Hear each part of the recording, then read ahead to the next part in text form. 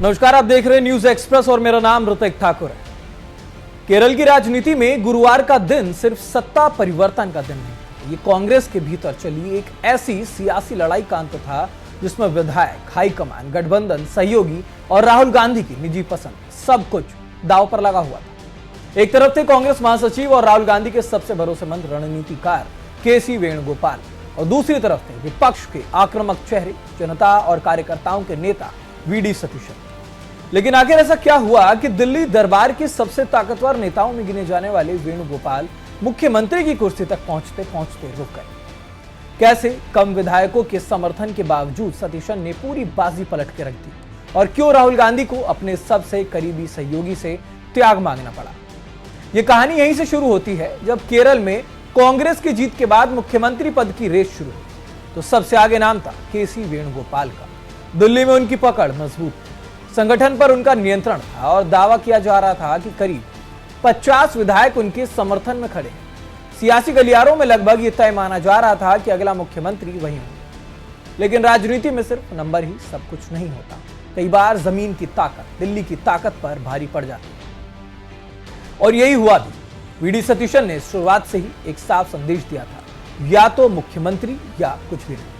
उन्होंने हाईकमान के सामने तर्क रखा कि वेणुगोपाल को विधायकों का जो समर्थन दिख रहा है वो उनकी व्यक्तिगत लोकप्रियता नहीं है, बल्कि संगठन महासचिव के तौर पर उनकी ताकत का असर है। टिकट बंटवारे में प्रभाव, चुनावी मदद और अपने करीबी नेताओं को आगे बढ़ाने की रणनीति, यही वजह थी कि विधायक उनके साथ दिख रहे। लेकिन अब ऐसे में सवाल था कि क्या जनता भी उनके साथ थी? यही सतीशन ने बाजी पलट दी। कांग्रेस नेतृत्व के पास जो फीडबैक और सर्वे पहुंचे उनमें एक बात लगातार सामने आई कि कार्यकर्ताओं और आम समर्थकों के बीच सतीशन की पकड़ कहीं ज्यादा मजबूत है। पिछले 5 सालों में केरल में लेफ्ट सरकार के खिलाफ अगर किसी नेता ने सबसे ज्यादा आक्रामक भूमिका निभाई तो वो सतीशन थे। सड़क से लेकर विधानसभा तक वो लगातार सरकार पर हमला करते रहे। उनकी छवि एक फाइटर की बन चुकी थी, यानी कि विधायकों की गिनती वेणुगोपाल के पास थी, लेकिन कार्यकर्ताओं का दिल सतीशन के साथ था। और कांग्रेस जानती थी कि अगर कार्यकर्ता नाराज हो जाएं तो सरकार बनने से पहले ही संकट शुरू हो सकता है। यहीं से मामला गंभीर हो गया। सतीशन ने साफ संकेत दिया था कि अगर वेणुगोपाल को मुख्यमंत्री बनाया गया तो वो उनके नेतृत्व में काम नहीं करेंगे। यहां तक कि उन्होंने ये तक कह दिया कि वो उनके नाम का प्रस्ताव भी नहीं रखेंगे। अब जरा सोचिए, नई सरकार बनने से पहले ही कांग्रेस 2 हिस्सों में बंटने की तरफ बढ़ रही थी।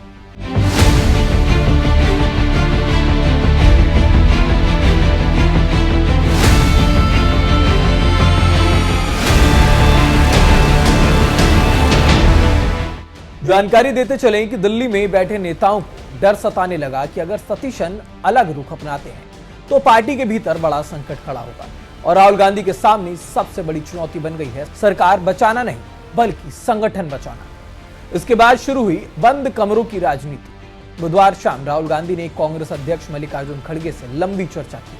हर समीकरण पर बात हुई, लेकिन अंतिम फैसला लेने से पहले सबसे जरूरी था के.सी. वेणुगोपाल को मनाना।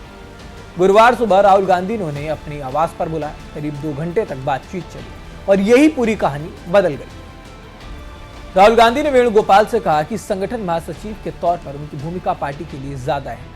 आगे चलकर पार्टी अध्यक्ष जैसी बड़ी जिम्मेदारी भी उनके सामने हो सकती है, लेकिन फिलहाल पार्टी को टूटने से बचाने के लिए उन्हें त्याग करना था। यानी कि जिस ताकत ने वेणुगोपाल को मुख्यमंत्री पद का सबसे बड़ा दावेदार बनाया, उसी ताकत को अब राहुल गांधी ने उनके खिलाफ इस्तेमाल किया। वेणुगोपाल राहुल गांधी के सबसे भरोसेमंद सहयोगी में से एक माने जाते हैं और शायद यही वजह है कि वो आखिरकार ना नहीं कह पाए। बताया जाता है कि उन्होंने भारी मन से सतीशन के नाम पर सहमति दे दी। फिर दीपा दास मुंशी ने केरल के मुख्यमंत्री के नाम का ऐलान किया।